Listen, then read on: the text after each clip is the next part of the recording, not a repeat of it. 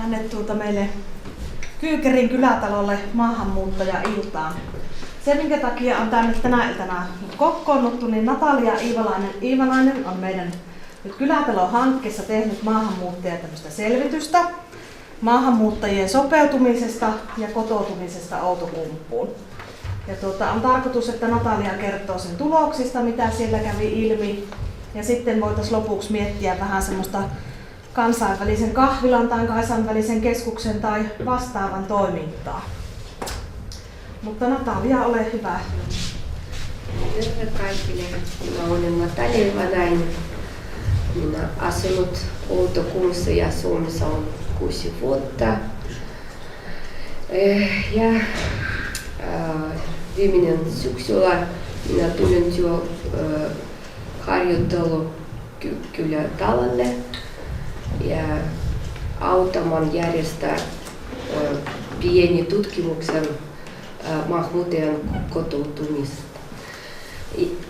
Я Наталья Ивановна, по-русски, и здесь живу уже 6 лет, и этой осенью пришла сюда, в Кюкерин Кюлятала, на практику, и мне предложили поучаствовать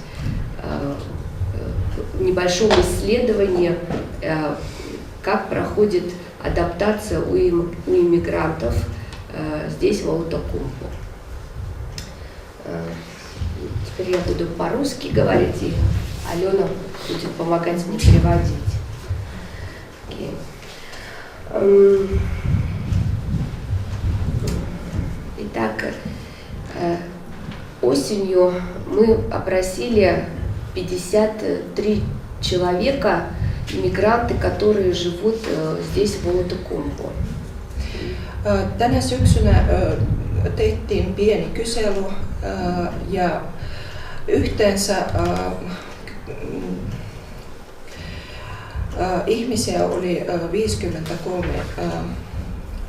niin kuin täällä Outokummussa asuvia maahanmuuttajia.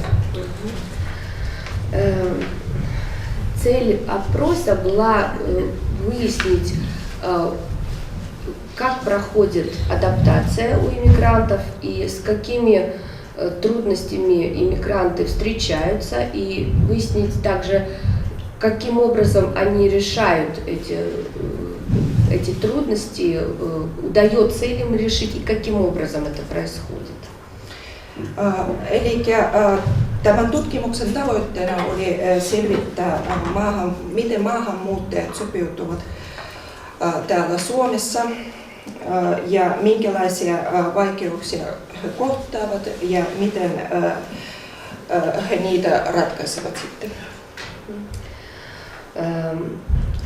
Мы выяснили, что в Outokumpu проживает 163 иммигранта, и в это число входят как взрослые, так и дети. То есть примерно половина из 163 это взрослые, примерно половина дети. Eli tulosten perusteella täällä Outokummussa asuu 163 maahanmuuttajaa, sekä lapsia että aikuisia.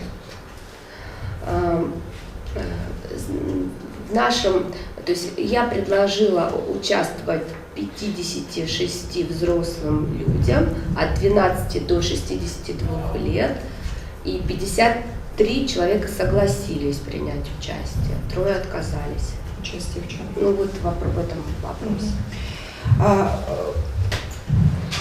Tähän tutkimukseen osallistui 56, tai niin kuin kysyttiin 56 ihmistä ja 53 heistä on suostunut vastaamaan tähän tutkimuksen kysymyksiin.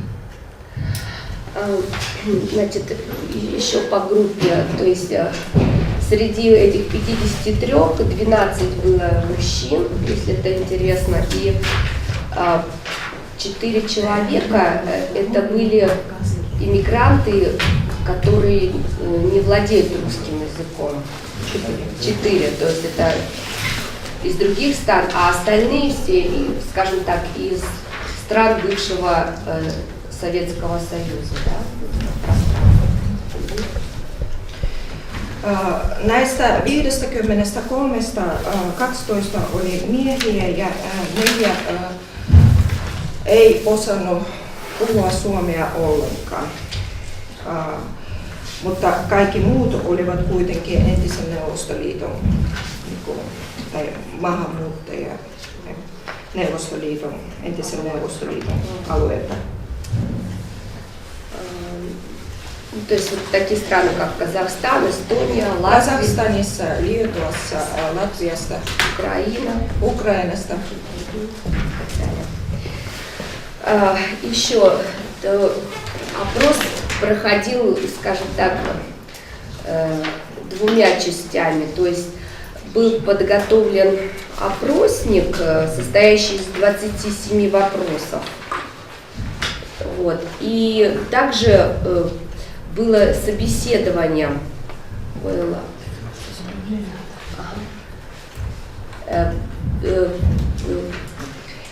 Именно собеседование, то есть уже не по вопросам, а по конкретной ситуации каждого человека.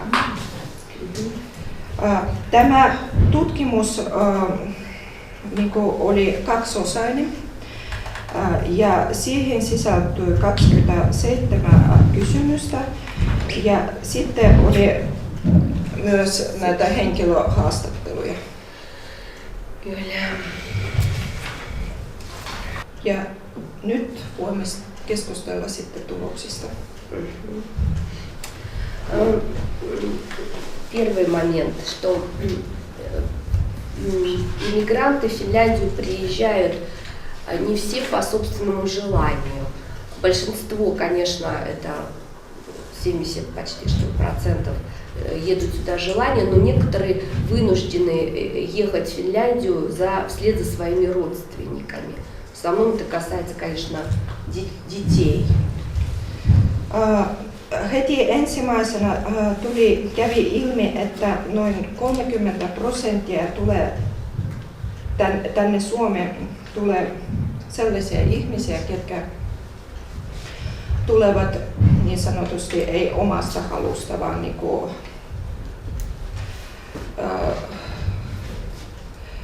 sen jälkeen kun perhe tulee. Ja 70% tulee sitten omasta halusta.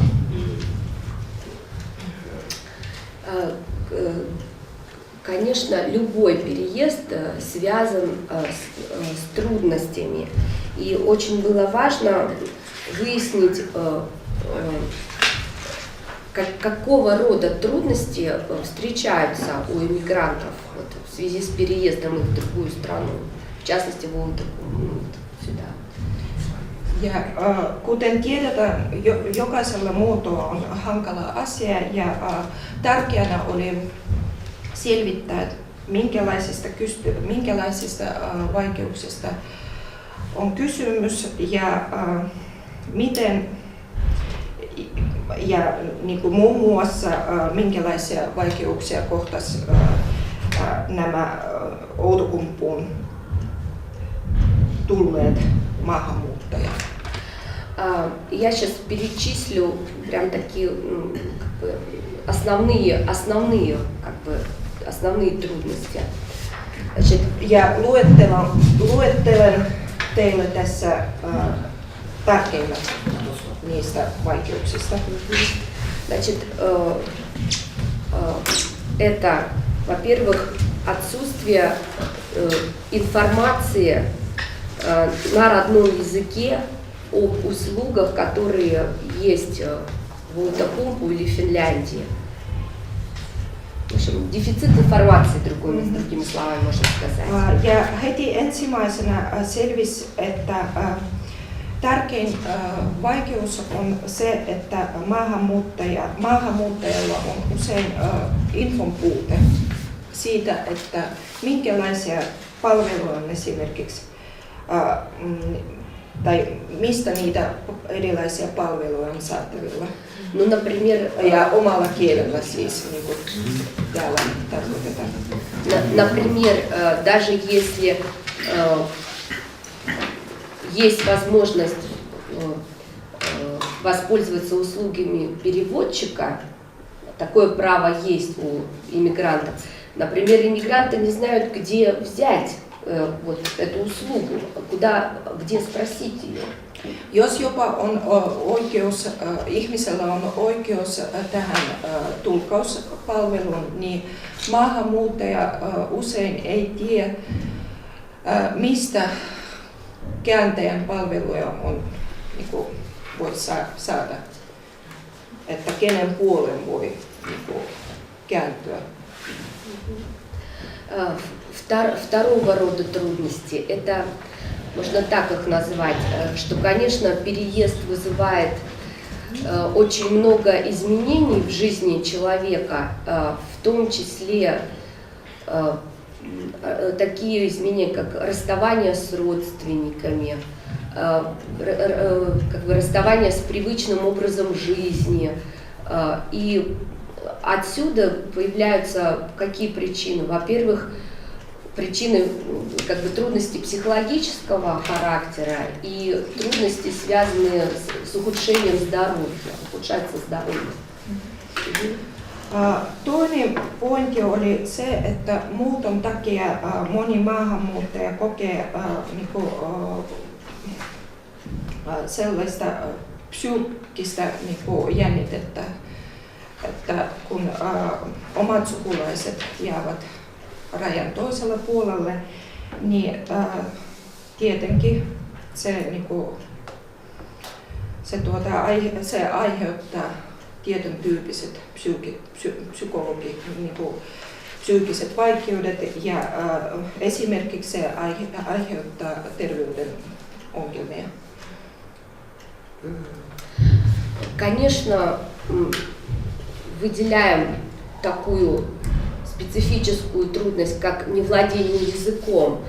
Эта трудность как раз в некоторых случаях она ухудшает, например, положение иммигранта. Вот, например, если ему нужна медицинская помощь, но из-за незнания языка иммигрант сталкивается с проблемой того, объяснить, что у него болит, что он хочет получить от врача. И, то есть как бы языковая трудность еще больше добавляет, вот, скажем так, дополнительную трудность несет. Kolmantena voi tietenkin mainita kielentaidon puutetta, mikä on monella maahanmuuttajalla, joka tietenkin aiheuttaa omat ongelmansa, jos esimerkiksi maahanmuuttaja joutuu käymään lääkärissä. Että hän ei voi ilmaista itseään eikä selittää tarpeeksi hyvin, että mihin koskee, minkälaista apua hän tarvitsee ja niin edelleen. Дальше такая трудность, вот, скажем так, материальное положение. С одной стороны, мигранты получают хорошее денежное пособие на жизнь, да, как это называется правильно?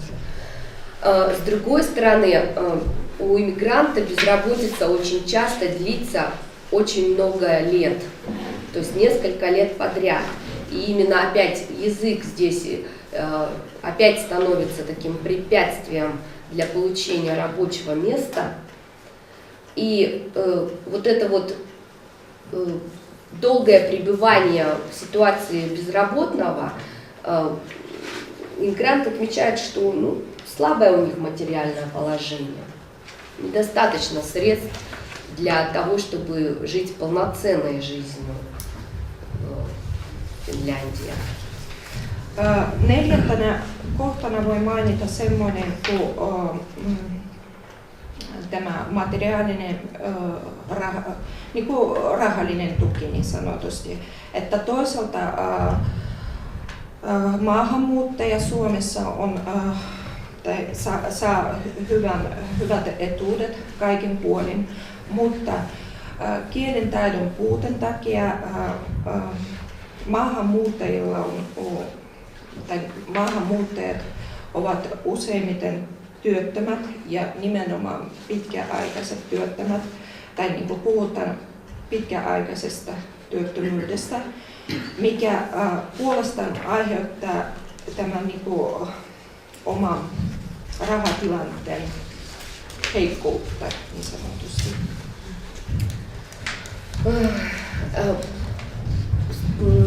Также отмечается иммигрантами то, что иммигранты не знают законодательства финского, поэтому не могут в полной мере осуществлять свои, не знают своих прав, своих обязанностей и не могут получить качественную юридическую помощь, потому что встречаются, конечно, и жестоким обращением в семье, с разного рода житейскими ситуациями, и в аварии попадают, и под воровство попадают, и в принципе не знают, как себя вести в этих ситуациях.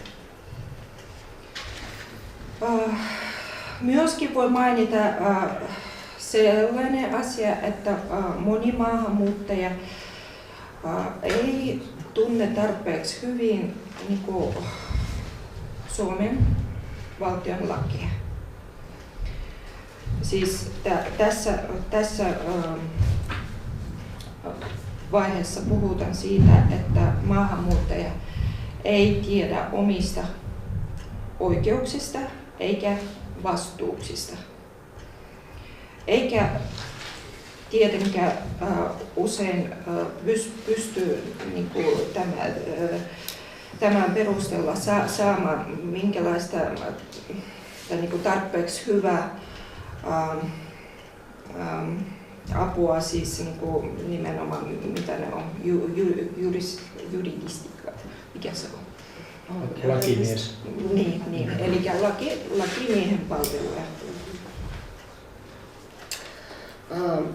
Jos joutuu vaikeaan tilanteeseen, joita tietenkin tulee, totta kai. Вот. И особо так хочу подчеркнуть, потому что очень много было высказываний вот именно по следующей проблеме. Это вот долгое время отсутствие у иммигрантов рабочего места и вообще, скажем так, у иммигрантов есть такое подозрение, что ли, что его и вообще никогда не будет. Но не очень они верят в то, что все делается для того, чтобы иммигрант действительно вышел на работу, а это бы решало, в свою очередь, тоже очень много проблем. Во-первых, улучшало бы материальное положение самих иммигрантов. Во-вторых, изучение языка очень хорошо происходит, когда иммигрант находится в языковой среде. Очень часто иммигранты переезжают сюда целыми семьями и говорят у себя дома на русском языке. И как бы вот нет возможности активно использовать язык. Tässä haluaisin vielä korostaa tätä pitkäaikaista työttömyyttä, jota oli kovin moni ihminen niin kuin korostanut, maininnut omassa haastattelussa ja muutenkin tässä tutkimuksessa, että usein maahanmuuttaja niin kuin tämän pitkäaikaisen työttömyyden takia niin, joutuu sellaisen tilanteeseen, että eihän enää niin kuin jossain vaiheessa eihän enää edes usko, että hän tulee saamaan sitä työtä, joka tietenkin olisi vaikuttanut aika monen asian hänen elämässään. Esimerkiksi kielitaito olisi huomattavasti parantunut heti päästyään työpaikkaan. Sekä myös tämä rahatilanne olisi parantunut huomattavasti. Moni maahanmuuttaja on myös sitä mieltä, että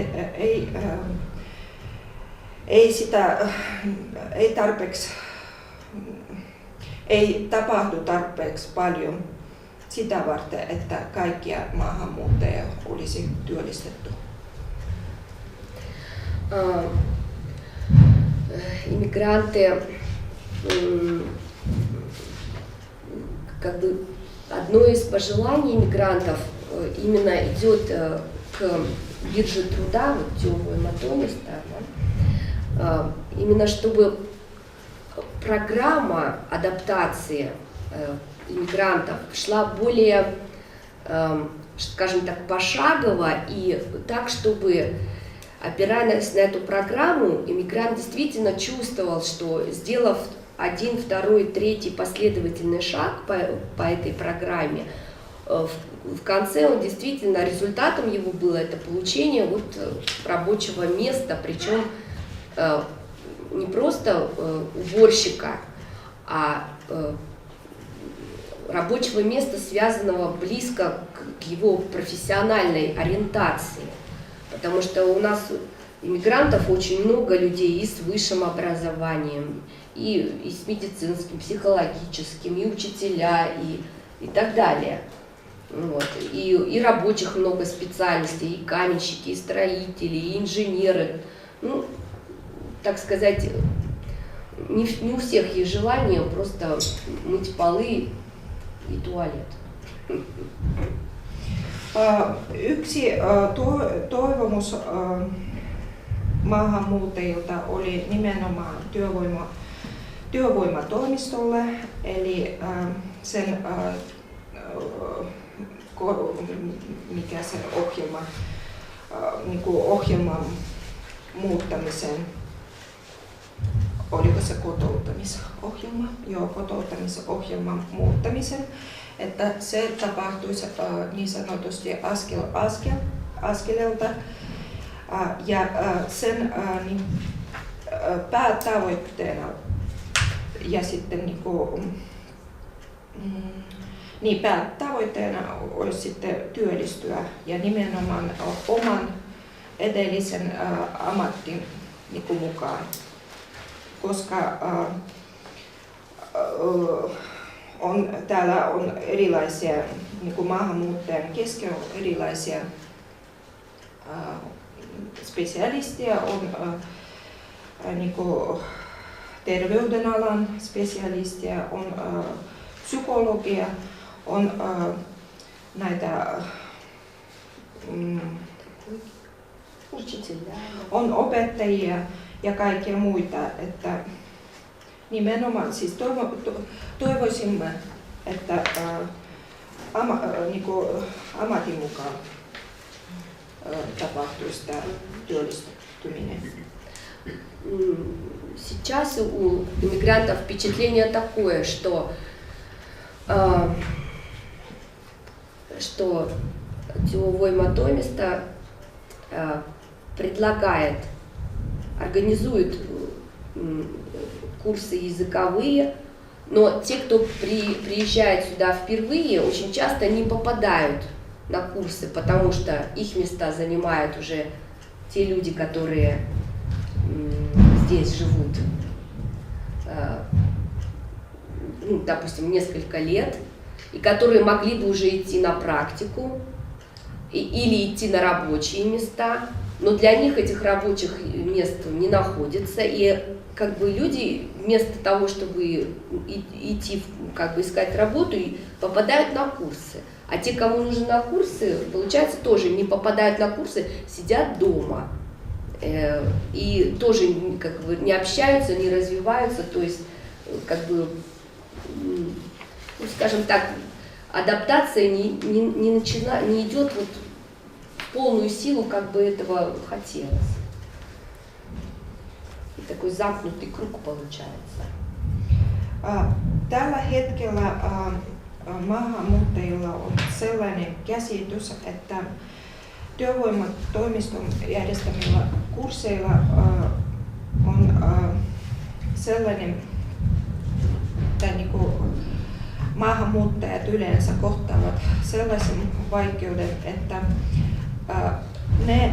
jotka tulevat tänne Suomeen, usein eivät pääse heti kielikursseille, vaan sinne otetaan niitä, ketkä ovat asunut jo täällä pitkään.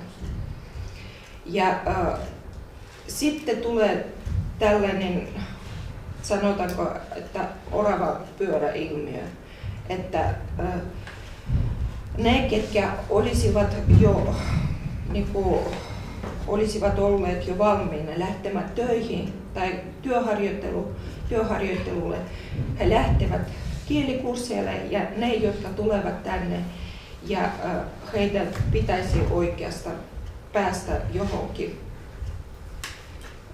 kielikurssille opiskelemaan suomen kieltä, ne joutuvat olemaan kotona.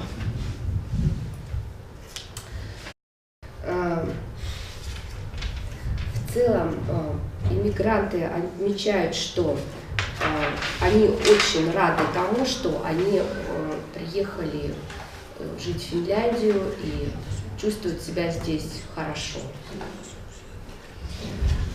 Yleensä maahanmuuttajat ovat kuitenkin sitä mieltä, että kaikki täällä on erittäin hyvin ja he tuntevat itseään hyvin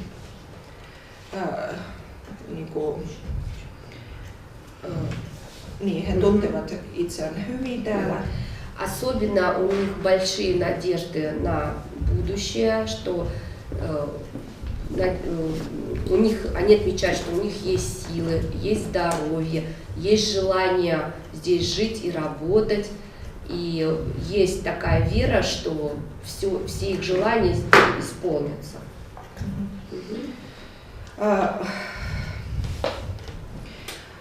Varsinkin he korostavat, että he toivovat, että heillä menee hyvin täällä, että on voimia, on terveyttä, on erilaisia haluja asumaan täällä ja toimimaan sitten tässä yhteiskunnassa. Ja kaikki menee hyvin jatkossa siis. Они готовы участвовать в жизни города и также готовы оказывать сами помощь уже другим иммигрантам, которые только что приехали.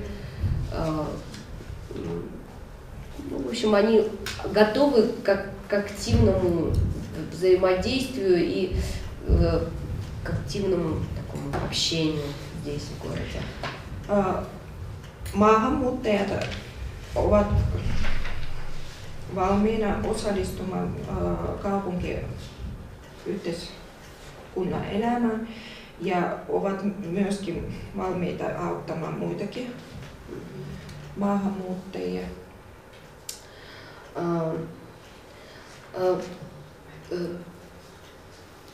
Иммигранты, также можно сделать такой вывод, что несмотря на то, что первая волна адаптации, она, скажем так, в течение года происходит, то есть в течение года человек в основном осваивается с правилами, порядками жизни. Однако все равно в течение многих лет адаптация еще продолжается, но уже более, скажем так, в таком расширенном, что ли, направлении. Johtopäätöksenä tästä olisi se ajatus, että vaikka tämä ensimmäinen kotouttamisaalto, niin sanotusti aalto, tapahtuu ensimmäisen vuoden aikana, jolloin maahanmuuttaja saa tietynlaisen käsityksen siitä, että minkälainen tämä yhteiskunta on ja mitkä nämä hänen oikeudet ja vastuudet täällä on, niin kuitenkin tämä kotouttaminen tulee yleensä jatkumaan vielä pitkään. Здесь в нашем отчете как бы все предложения, которые были от иммигрантов, они записаны, их можно прочитать, я не буду занимать время, чтобы рассказывать. Я только подчеркну одно из предложений, это желание у иммигрантов, чтобы в городе было какое-то место, ну, можно его назвать кафе, или же это клуб, или это центр иммигрантов, куда бы иммигранты могли приходить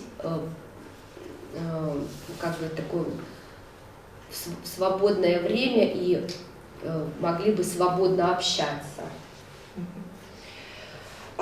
Selvityksessä on kaikki nämä meidän tulokset, että näistä en puhu sen enempää, mutta haluan korostaa kuitenkin, että tulosten perusteella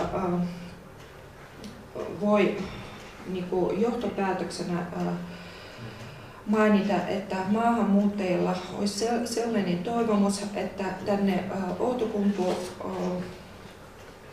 jos on mitenkään mahdollista, niin olisi perustettu kohtaamispaikka, jossa kaikki maahanmuuttajat voisivat sitten, jonne maahanmuuttajat voivat tulla ja sitten keskustella omista asioista, seurustella ja niin edelleen. Иммигрантам кажется, что такое место очень важно, потому что, во-первых, вот это вот, если ты не попадаешь никуда, ни на работу, ни на курсы, ни на практику, ты сидишь дома, в 4 стенах. И очень часто люди впадают просто в депрессии и не могут сами выйти из этого состояния. А вот такое место или такой центр, ну, все-таки позволял человеку просто хотя бы даже прогуливаться, встречаться с людьми, ну, не жить в замкнутом пространстве. Tässä tulee tietenkin sellainen kysymys, että minkä takia se on tärkeää. Ja se on tärkeää, koska se maahanmuuttaja, joka ei pääse mihinkään kielikurssille, eikä työharjoittelulle, eikä mihinkään, niin tietenkin hänellä on se vaikeus, että hän joutuu istumaan yksinään kotona, miettimään näitä omia asioita. Ja tietenkin tässä voi tulla sellainen tilanne, että hän masentuu. Ja tämä keskus olisi sitten sellainen tilaisuus keskustella omista asioista ja sitten ihan niin kuin vuorovaikuttaa niin sanotusti muiden ihmisten kanssa. Также при таком месте могли бы, вот, скажем, оказываются вот услуги такой первой помощи иммигранту. Как раз могла бы размещаться информация на родном языке, какие есть услуги. Например, вот это же пример Скелла, да, то есть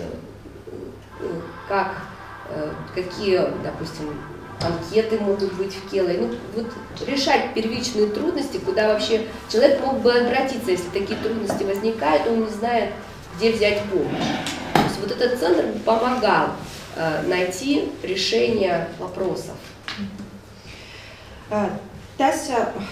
Tällaisessa kohtaamispaikassa niin olisi autettu maahanmuuttaja sillä, että niin kuin täällä annettaisiin tietynlaista ensiapua, niin sanotusti ensiapua. Eli esimerkiksi informaatiota omalla äidinkielellä siitä, että minkälaisia palveluja ylipäätään täällä kaupungissa on ja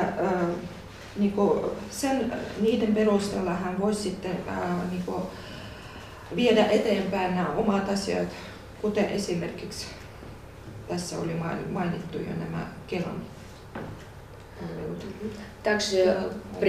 Также при этом центре сами иммигранты могли бы свои предложения развивать. Захотели, организовали группу, допустим, просто изучать финский язык, ну, собственными силами. Ja myöskin täällä, jos sellaista tarvetta ja halua olisi ollut, niin täällä järjestettäisiin sitten suomen kielen opetusta ja niin kuin maahanmuuttajien voimin, siis niin sanottu nimenomaan. Захотели праздник организовать, организовали праздник. Järjestettäisiin erilaisia tilaisuuksia ja juhlia. Ну, вот такие основные. Valitettavasti, как сегодня, tänään ei ole maahanmuuttajia täällä, mutta se ei tarkoita, että ei ole ongelmia, se ei tarkoita, että hän ei halua. Se tarkoittaa, että ei ole riittää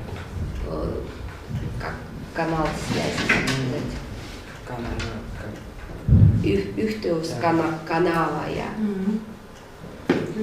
ja hänellä on maahanmuuttaja on aktiivinen ja haluaa osallistua Outokummun elämässä ja haluaa tuntua itse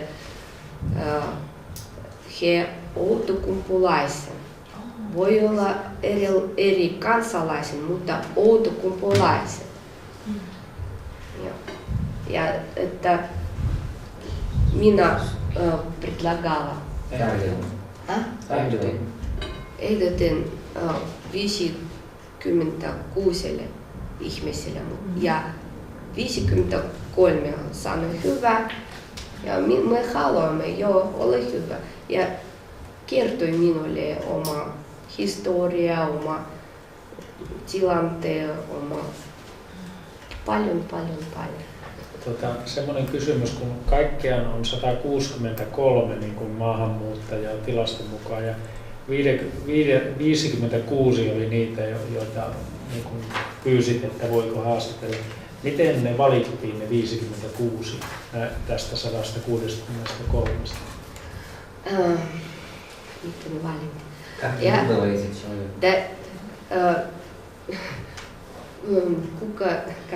Кого я знаю, тому и подходил. Ketä hän tietää, niin sitä hän kysyi. Ja oikeasti varmaan lähti sille, että nimenomaan niin näistä tuttavista kontakteista. Ja sitten hyö aina sanoo eteenpäin, että kysy sitä vielä ja sitä vielä. Sitten suomen kielen kurssin porukan hän kävi haastattelemassa ja sitten meidän työpajalla, joita oli kaikki nämä. Siis tämmöistä aktiivipalveluiden käyttäjät. No kyllä. Menen kotiin ja soitan. Ei kaikki ei ole voinko minä tulee, voinko minä. Mutta ei ollut semmoinen otanta, koska ei ole missään rekisteriä. Ja Liisa oli ihmisiä, joku voi osallistua, mutta minusta minä ajattelen, että on riittää, että riittää. Kuinka suuri osa väestöstä on lapsia? Niin, just menisin sitä sanoa, että noin puolet on lapsia näistä, niin siinähän on melkein koko aikuisväestö. Ja esimerkiksi paljon aikaa minä olin päiväkodissa harjoittelu ja koulussa oli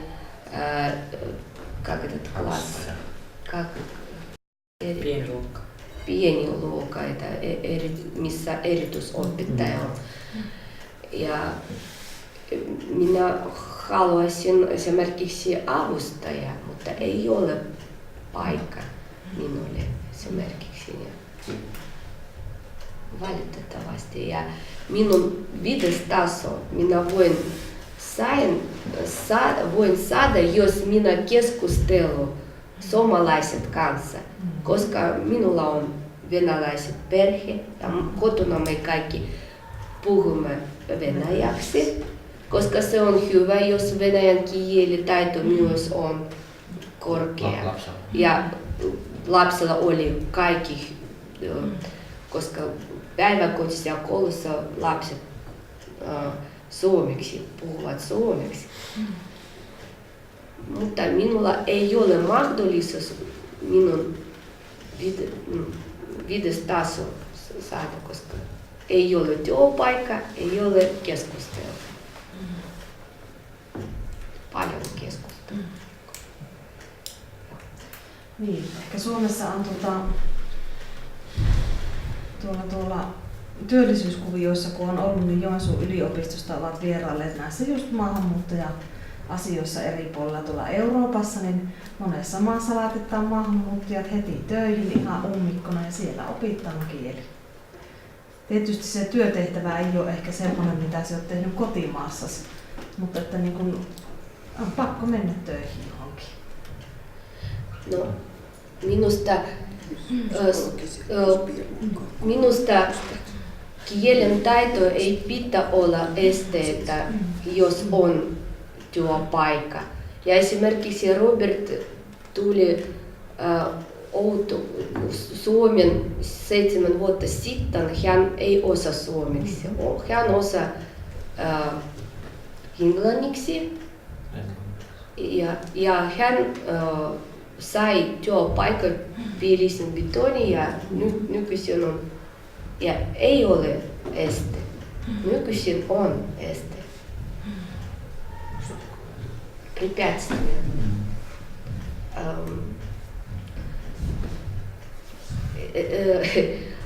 Maahanmuuttajat haluavat